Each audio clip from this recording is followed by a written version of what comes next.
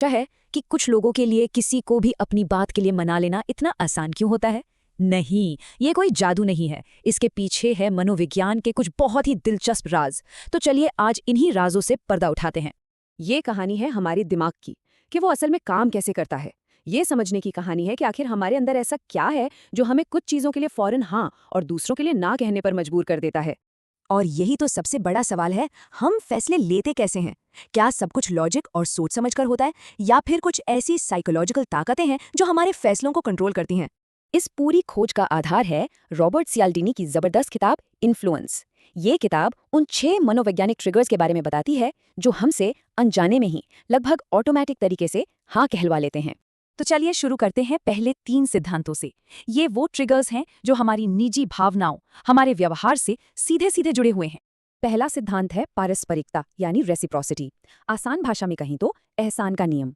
ये हमारी उस गहरी इच्छा से जुड़ा है कि अगर कोई हमारे लिए कुछ करे तो हम भी उसका बदला चुकाना चाहते हैं। हम किसी के कर्जदार नहीं रहना चाहते।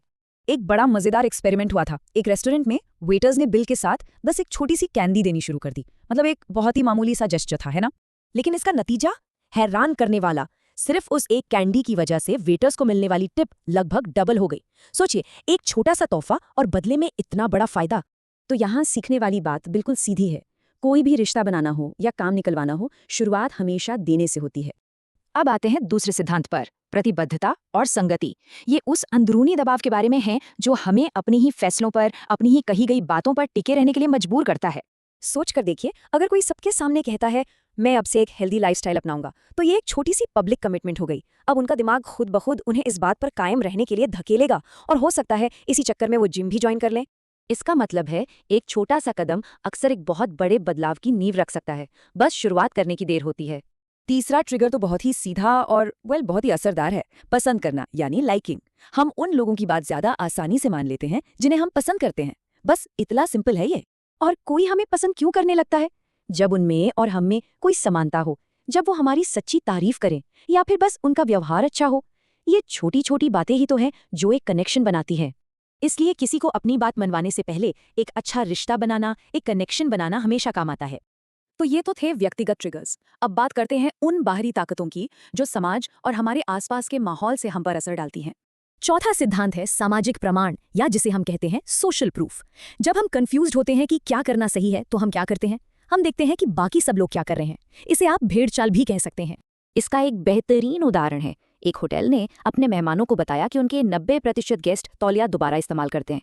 जानते हैं क्या हुआ? बाकी मेहमानों ने भी वैसा ही करना शुरू कर दिया। क्यों? क्योंकि सब कर रहे थे। तो सबक यह है कि भीड़ के साथ चलना हमारे स्वभाव का एक हिस्सा है।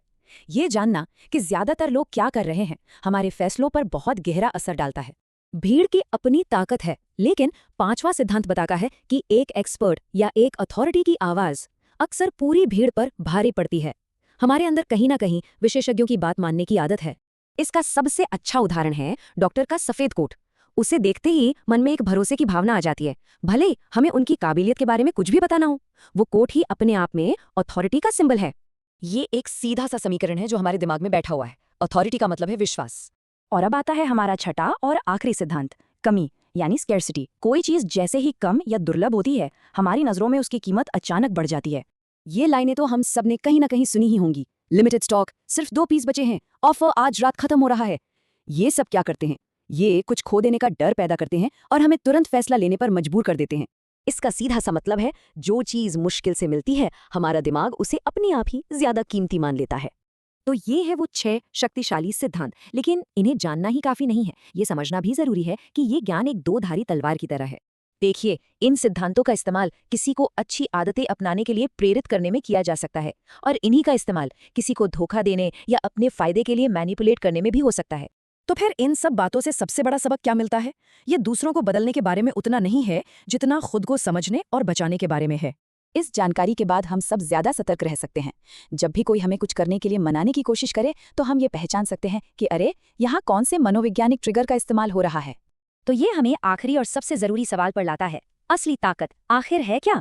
और इसका जवाब है, सबसे बड़ी शक्ति दूसरों को कंट्रोल करने में नहीं, बल्कि ये समझने में है कि हमें कैसे प्रभावित किया जा रहा है, और फिर उस प्रभाव पर खुद को कंट्रोल करने में है।